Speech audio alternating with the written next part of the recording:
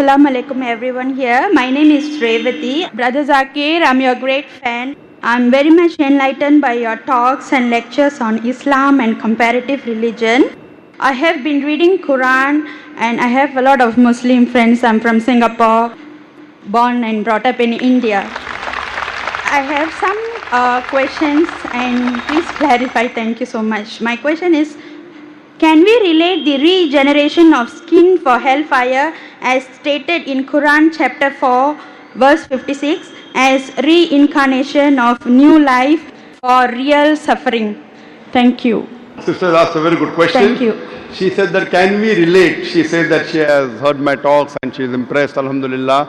That's the reason she's quoting with reference, alhamdulillah.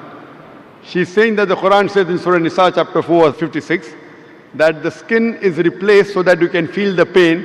Is it similar to reincarnation and a person is born again in this world? Sister, both are different. What Quran says in Surah Nisa chapter 4 verse 56, as to those who reject our signs, we shall cast them in the hellfire, and as often as their skins are roasted, we shall give them fresh skin so that they shall feel the pain. Previously science thought that only brain was responsible for feeling of pain. Today we come to know that in the skin there are pain receptors which are responsible for feeling of pain, which we did not know earlier. Quran says that God will give fresh skin so that they shall feel the pain. Scientifically it is proven. Now for example, Almighty God is just.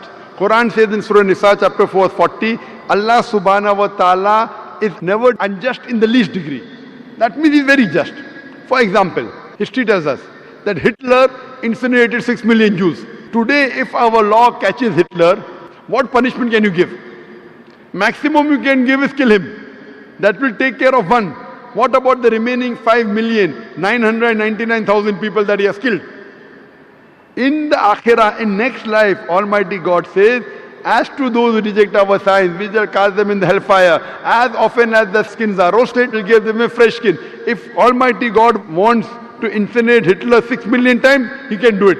12 million times he can do it. This is an example of the punishment in the next life. This does not justify about the cycle of rebirth. This cycle of rebirth, sister, if you read in the Vedas, Veda is the most authentic book amongst all the Hindu scriptures. The Veda speaks about Punarjanam. In Rig Ved, volume number 10, Punarjanam. Punar means next, Janam means birth. Even we believe in next birth. Even Quran talks about next life. Once we die, we'll be resurrected on the day of judgment. Same thing Veda says. Punarjanam means next life. But the scholars of Hinduism, they came out with a philosophy known as samskara.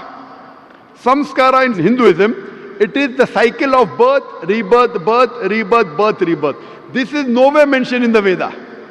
Veda speaks only about next life, which even Quran speaks.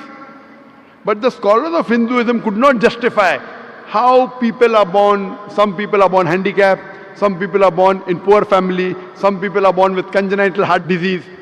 So God cannot be unjust. So to justify the justice of God, they come with a new philosophy called as samskara, cycle of birth, death, birth, death. Maybe in their previous life, they did some wrong deed, therefore they are born handicapped. This is the philosophy of the Hindu scholars, not of the scripture. Your Vedas are very explicit, Punarjanam, next life.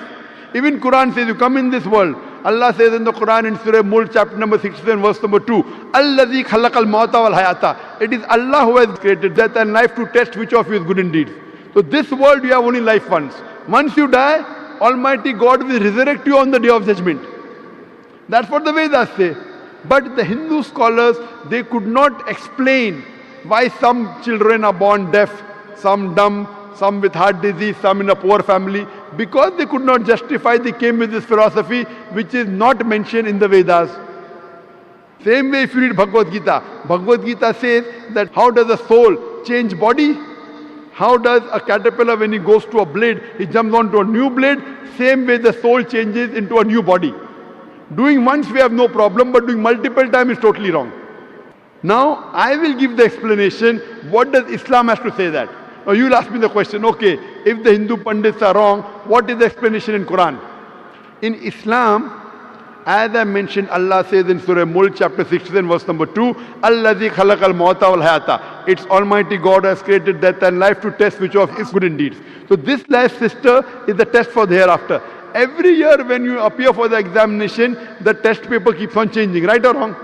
You can't have the same paper. Similarly, Almighty God tests different people in different ways. The Quran says your children are a test for you. Quran says your wealth is a test for you. So Almighty God makes some human beings born poor, some rich. For the rich people, they have to give zakat. In Islam, every rich person who has a saving of more than 85 grams of gold, he or she should give 2.5% of that saving every lunar year in charity called as zakat.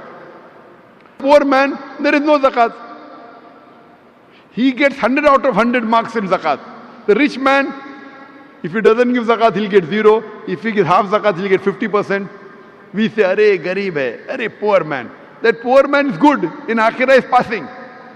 So poverty is a test, wealth is a test. Whether do you follow the commandment of Almighty God? The Quran says even your children are a test. Maybe there's a couple who's very pious. To that couple is born a baby who has congenital heart disease. That baby has done no sin. Quran says every child is born as a masoom. Every child is born sinless. It is a test for the parents. That do the parents yet have faith in Almighty God? If the parent has less faith, he will start complaining, what type of God is this? I have prayed so much, yet he is giving me a child with handicap. A good Muslim, he will say, Alhamdulillah, praise be to Allah. He will accept it. He will not complain. Maybe God wants to give that parent higher degree. If you pass your bachelor's in arts, easy test, you get bachelor's degree. But if you pass MBBS, you get doctor in front of your name. But to pass MBBS is difficult. So maybe Almighty God wants to give that parents a higher degree in Jannah. Even if they pray 5 times, now God wants to test them by giving them a child which is handicapped. To see whether the parents yet have faith in God or not. If they pass the test, they get a higher degree in Jannah. So the wealth, poverty, health, disease is a test. It has nothing to do with your previous life. That is the theory of the Pandits, not of Vedas.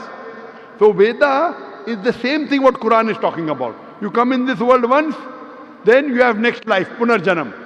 But not death, birth, death, birth. This is not part of Veda. Hope that answers the question, sister. Sister, do you believe there is one God? I believe that there is one God and Prophet is a final messenger. Thank you. MashaAllah. Do you believe idol worship is wrong? No, I am not doing idol worship for the past 9 MashaAllah. years. And I would like to take Shahada with my children in Singapore later. Thank you so much. खुशामदीद दोस्तों, मैं